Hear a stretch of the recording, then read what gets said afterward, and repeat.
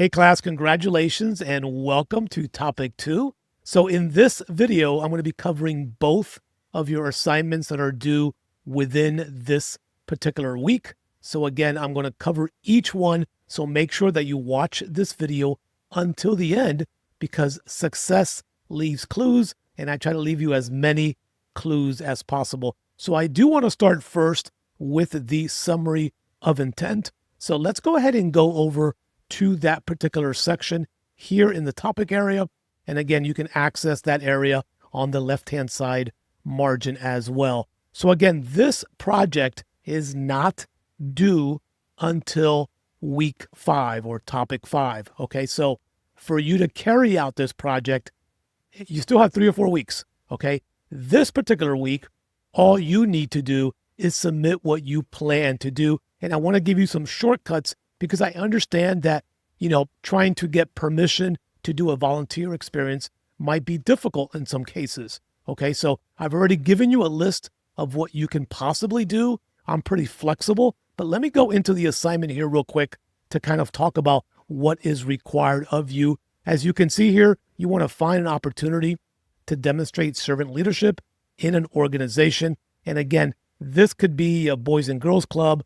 If you're on campus, a lot of students use the local food bank, anywhere that you can go and volunteer and serve others, okay? Very important. That could be your local church. That could be you coaching a youth baseball team, whatever you can do, okay?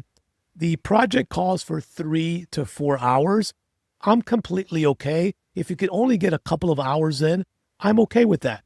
What I want you to do is to make sure that you head over to topic 5 and look at the requirements for the assignment to make sure that you can meet the requirements for the assignment before you choose what you want to do and before you choose how many hours you need to volunteer. So again, all of this will be located in topic 5, and that's when the actual project is due, and there'll be more information on how you can deliver that particular project, okay? There's a form linked right here. So I want to go ahead and go to this form to show you what the form looks like because it's super, super simple to fill out. When it comes to the name of the organization, obviously you are going to put the name of the organization that you plan to volunteer at, okay? When it comes to the name and the contact information, okay, I understand that you may not get like an official name so early on now. So whoever you reach out to, whether it's through email or you're asking for permission, you can go ahead and just submit that information here. It could be a name and email. It could just be a name. Again, I'm flexible and understand that if this intent changes over the next couple of weeks, you just need to send me a private message and say, hey, Armando, I couldn't do the food bank. Instead, I'm going to be doing my local church. Just make sure that I give you the thumbs up for it, and then you can go ahead and proceed, okay?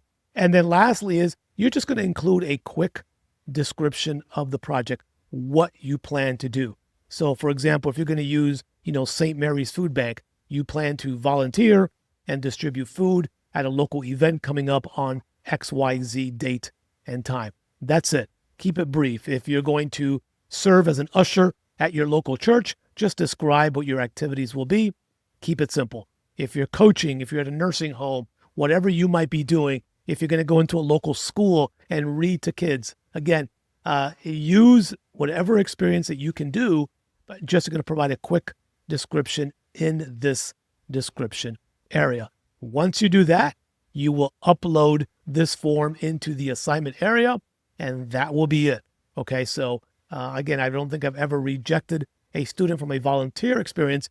Just make sure that it's healthy, proactive, and something that aligns with our Christian worldwide view inside of GCU. Okay, so now I'm going to walk you through the reflection assignment. And there's a couple of steps that you need to take here. So make sure that you watch all the steps. I'm actually going to do it for you so you can see an example. And then all you need to do is to repeat the process. Because again, success leaves clues. So you're going to find this core value exercise under your topic 2 resource. And again, this is why I like you clicking on topic 2 on the left-hand side here, because that opens up all of the resources that you need for this particular topic. You are going to find the one that's called Core Values, and you're going to see that there's a hyperlink right here. Once you click on the hyperlink, that's going to take you to another section of the website within GCU. And so I'm going to go ahead and click on there now, and I'm going to go ahead and show my screen so you can see what it's going to look like. Okay.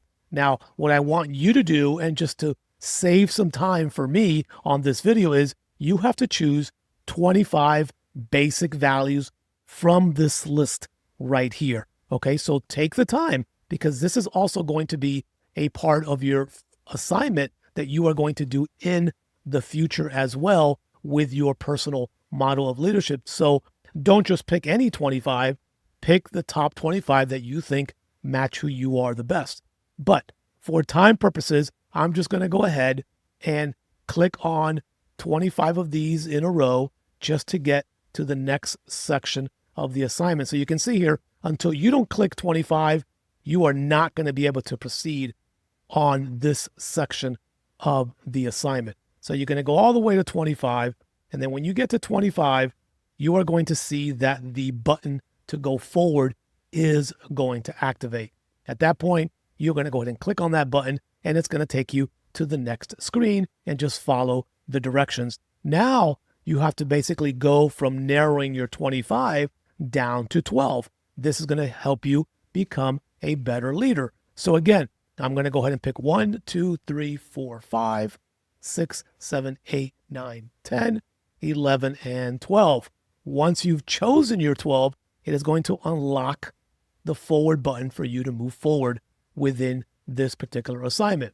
Now you are going to narrow this down, and you see that there's a quote here that says, above all else, guard your heart, for everything you do flows from it. Proverbs 4:23. You're going to click on the got it. You're going to follow the directions. You want to basically narrow these down to 6. So again, just to save time, I'm going to go ahead and click on 6 of these, 1, 2, 3, 4, 5, and 6. And that's going to unlock the next section for you. You are going to click the forward tab, and you can see here now you have some directions. These are the core values based on what I chose and what the system gave me. So I'm going to click download. Now, when you click download here, you are going to be able to save this to your laptop, computer, or whatever device you are using. And this is going to be submitted as part of your assignment for this reflection piece in topic 2.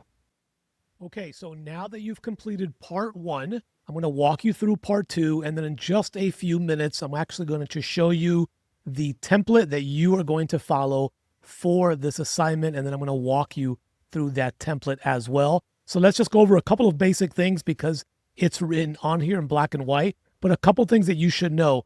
The minimum word count is 650 words. Just so you know, I do not deduct points for students who go over the word count. You only lose points if you don't meet the minimum threshold, which in this example is 650 words. So make sure that you're 650 plus, and that does not include the references, okay? So that's kind of my style when it comes to the word count. You are going to interject these 5 main points in your reflection, which we will go over in the template here in just a minute. Now, this section is very important, okay? Make sure that you have supporting citations in every section of your work.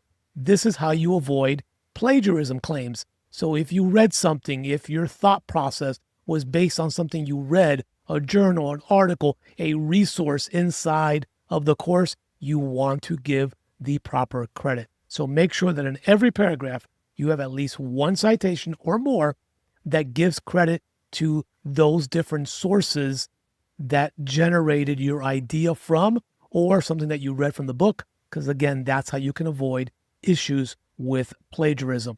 Some of the general requirements, there will be an APA style guide. So again, I'm about to show you the template.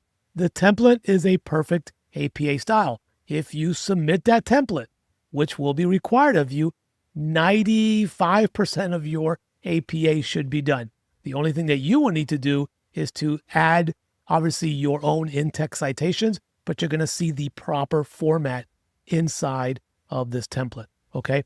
There is a rubric to this assignment, so make sure that you click on this link right here if you want to actually see the rubric and how the points are going to be awarded, okay? That's always very important. And then please understand that we are using the Lopes Wright plagiarism detector. So again, that should really be at, 0 to 1% maybe, because it's your original content.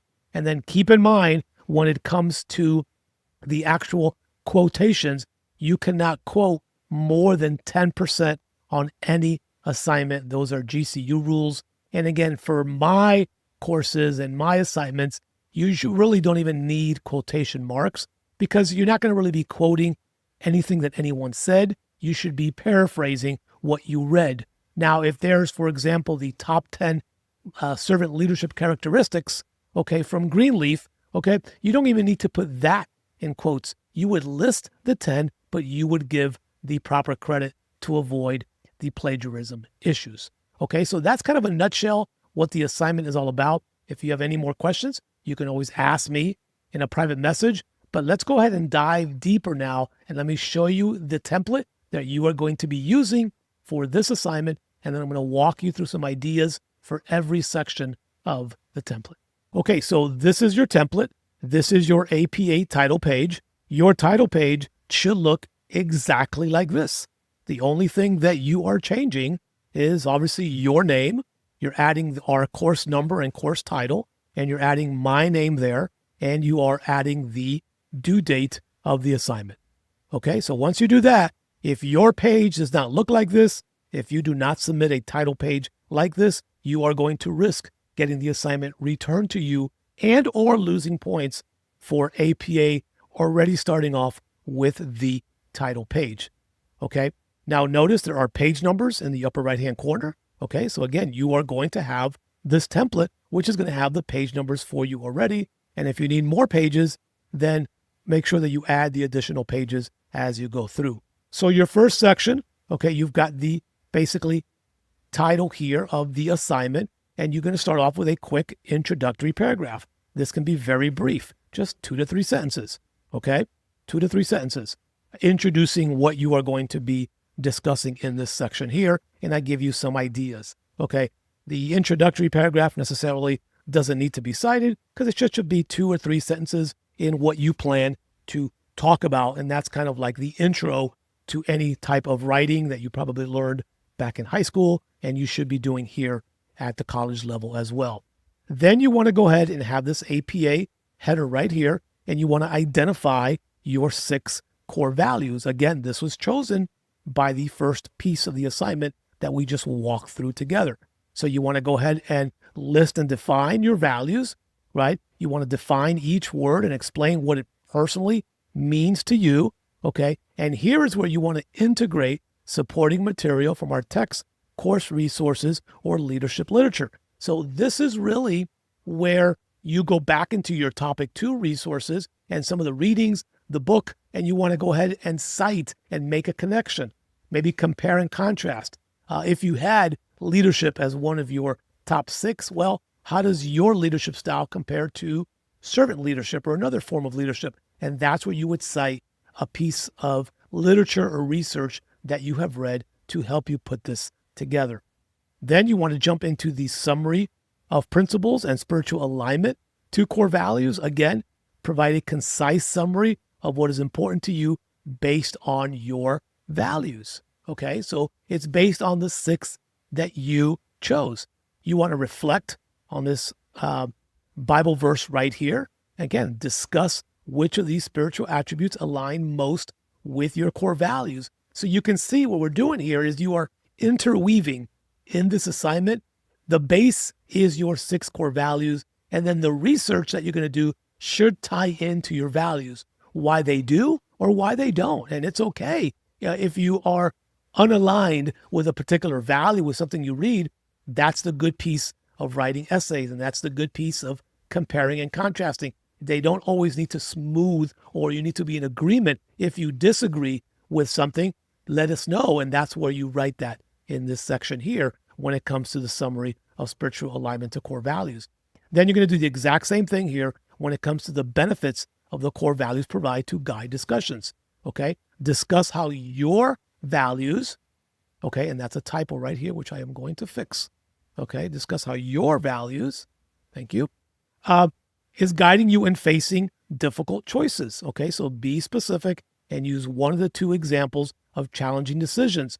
Okay. And how those values influenced your actions. So here you're going to think of something challenging that's happened to you in your life, and you want to basically go through how your values either helped you in that situation or maybe didn't help you in that situation. Okay. And so you're going to talk about that in this section right here. Then you're going to go into a deepened understanding of core values and emotional intelligence. Again, explain how reflecting on your values helps you grow as a leader. This is where you want to connect research to those values as well and go a little bit deeper, self-reflection into effective leadership of yourself and others. So this gives you an opportunity to go a little bit deeper in your own personal model of leadership and make the connection between values, leadership, and research. And that's what goes in this piece right here.